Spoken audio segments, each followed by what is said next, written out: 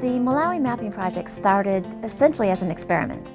We had an amazing conversation with the Ministry of Finance team from Malawi who were very receptive to the idea of us coming into Malawi, gathering all the information on development assistance in the country and putting it on a dynamic open source platform. So we took this as a strategic opportunity to do what hadn't been done before, which was to spatially visualize all development assistance within one country for all donors in all sectors of aid.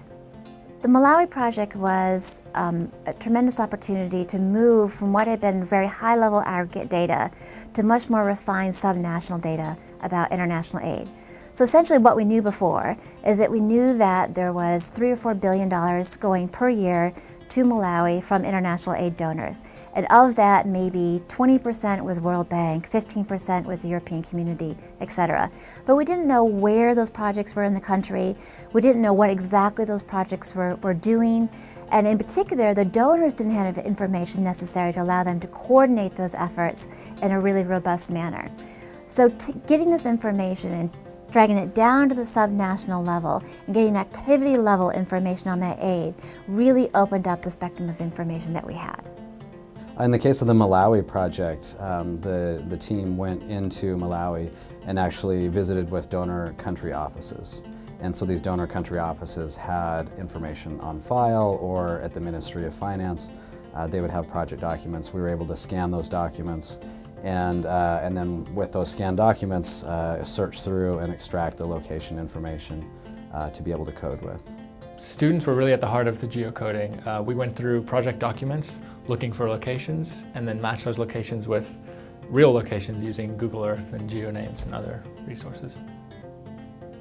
Students also helped to get project documents. In early 2011, a team of students went to Malawi and actually hand scanned in a lot of documents that we then geocoded. Maybe one of the bigger issues is that we're only capturing official development assistance. We're not looking at government assistance or private resources to Malawi. What we don't know right now is whether these maps actually change the way decision makers on the ground in various recipient countries change the way that they allocate, say, their budget money, or whether they actually react to any of this. And so from the perspective of the development practitioners, it looks like there's been a nice impact. From the perspective of actual development, does mapping produce better results in terms of decreasing poverty or increasing health or education? We need to learn exactly what the impact is there. So the next steps are really to figure out what is the impact on development. Now that we've sort of had this proof of concept in Malawi, we're in the process of scaling up similar mapping work for other countries in the world. This is being done under the auspices of the USAID Higher Education Solution Networks grant with AidData. And so far we've done Uganda, Nepal, East Timor, Haiti, and Senegal. And in the coming year we're going to do Indonesia and the Democratic Republic of Congo and Honduras. So in the next 4 years, we anticipate we'll have at least 15 target countries covered, but we also expect this work is all going to snowball.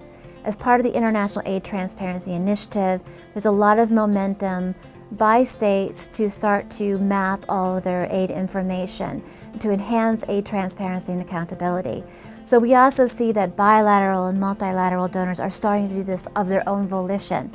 So we hope that what we've done is actually start the snowball down the hill, and eventually what we'll see, a final product, is something that's much more collaborative effort.